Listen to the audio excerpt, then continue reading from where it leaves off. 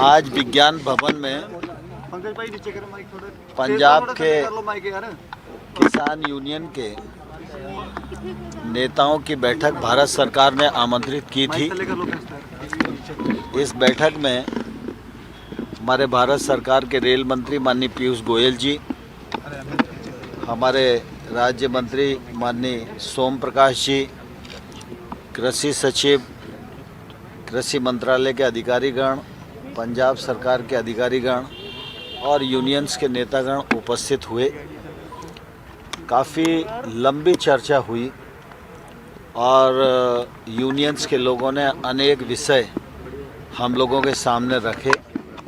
हम लोगों ने उन विषयों पर चर्चा की और चर्चा करने के उपरांत यह तय हुआ कि ये चर्चा अभी और जारी रहेगी। चर्चा सौहार्दपूर्ण वातावरण में थी और सभी लोगों ने गंभीरता से अपनी बात रखी।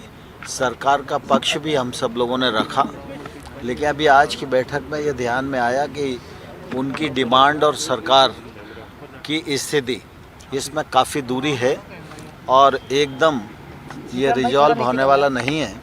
इसलिए मैंने उन्हें आग्रह किया कि वो लोग लगातार हम लोगों के साथ बैठें और हम लोग सभी कृषि के क्षेत्र में काम करने के लिए और कृषि को समृद्ध बनाने के लिए प्रतिबद्ध हैं और आप उससे सीधा लाभान्वित हो, एक दूसरे के पूरक हैं। इसलिए हम लोगों को बार बार बैठकर विचार करते रहना चाहिए। तो मैं धन्यवाद देना चाहता हूं सभी यूनियंस का कि वो आए और अच्छे माहौल में उन्होंने चर्चा की। हम लोगों ने उनको यह भी बताया कि नरेंद्र मोदी जी के समय में कृषि के क्षेत्र में काफ़ी व्यापक तरीके से काम हुआ है और कृषि के क्षेत्र में जो बाधाएं अनुभव की जाती थी उन बाधाओं को भी दूर किया है।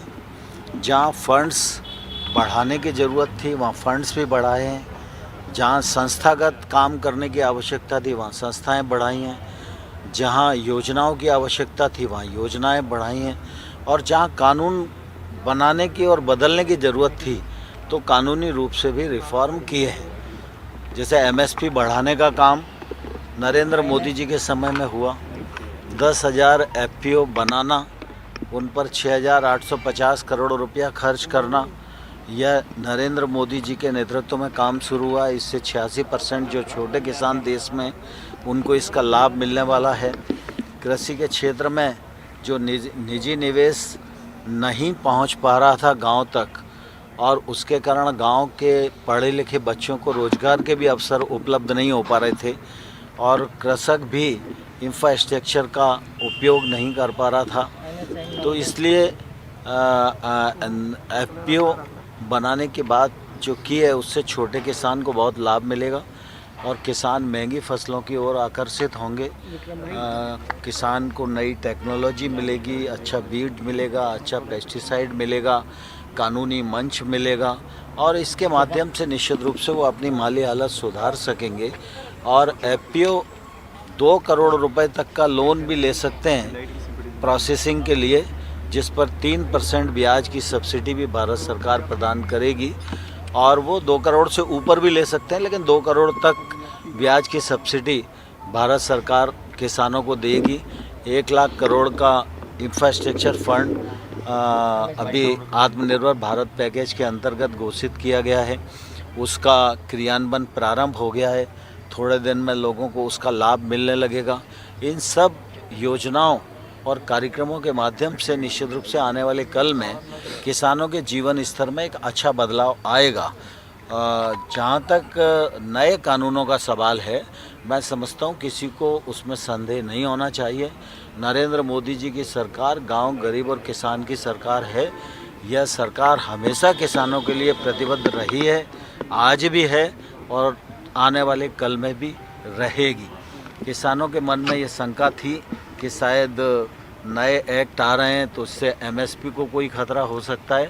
मैं आपके माध्यम से आम किसान बंधुओं को यह बताना चाहता हूँ, हमारा यह नया जो कानून है यह न तो एमएसपी को प्रभावित करता है न एपीएमसी को प्रभावित करता है। इस कानून के माध्यम से किसान को अनेक विकल्प मिले। और किसान के लिए जो फ़ायदा होगा उस विकल्प पर चलकर वो अपना रास्ता तय कर सकता है और अपनी फसल के वाजिब दाम प्राप्त कर सकता है। ये सुविधा इन कानूनों के माध्यम से उन्हें प्राप्त हुई है और एमएसपी जारी रही है और अब आने वाले कल में भी जारी रहेगी। इस बार भी खरीफ की फसलों का प्रोक्योरमेंट गत वर्ष से बहुत अधिक हुआ है और पंजाब में तो बहुत अधिक हुआ है। रबी की फसल का एमएसपी बुआई से पहले हम लोग घोषित कर चुके हैं, इसलिए एमएसपी के प्रति सरकार की प्रतिबद्धता मैंने लोकसभा और राज्यसभा में भी दोहराई थी। माननीय प्रधानमंत्री जी, हमारे राष्ट्रीय अध्यक्ष जगत प्रकाश नड्डा जी, उनने भी समय समय पर इस बात को कहा है, इसलिए इस मामले में कोई शंका किसी को होनी नहीं चाहिए। दूसरा जो विषय प्रमुख रूप से ट्रेन्स का है, तो ट्रेन्स के मामले में हम लोगों का ये आग्रह था कि आपको अनुकूल वातावरण देना चाहिए और इससे पंजाब का ही फ़ायदा होने वाला है। पंजाब के किसानों को कल यूरिया पहुंचना है तो ट्रेन से पहुंचेगा, खाद्य सामग्री पहुंचनी है तो ट्रेन से पहुंचेगी और जम्मू कश्मीर, लद्दाख, वहाँ मिलिट्री को, जनता को जो सब राशन पहुंचना है उसका माध्यम भी एक ट्रेन ही माध्यम है।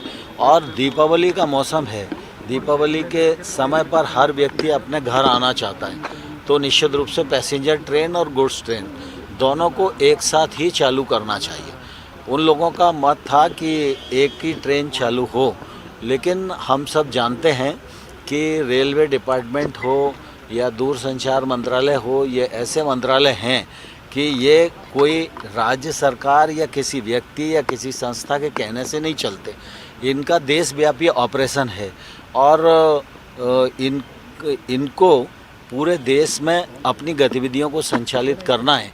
इसीलिए किसी व्यक्ति विशेष के कारण से ये होगा और ये नहीं होगा, ये यहाँ माल पहुँचेगा और यहाँ नहीं होगा, ये पैसेंजर जाएगा और ये नहीं जाएगा, इसको कोई व्यक्ति तय नहीं कर सकता। हिंदुस्तान में हम डेमोक्रेटिक कंट्री में रहते हैं, लेकिन रेल मंत्री जी आज पूरे समय रहे, चर्चा को उन्होंने सुना, उन्होंने आग्रह भी किया और उन्होंने कहा है कि जैसे ही आप अनुकूल वातावरण दोगे तो पैसेंजर और गुड्स ट्रेन दोनों तत्काल शुरू कर दी जाएगी। केंद्र सरकार उसके लिए पूरी तरह तैयार है।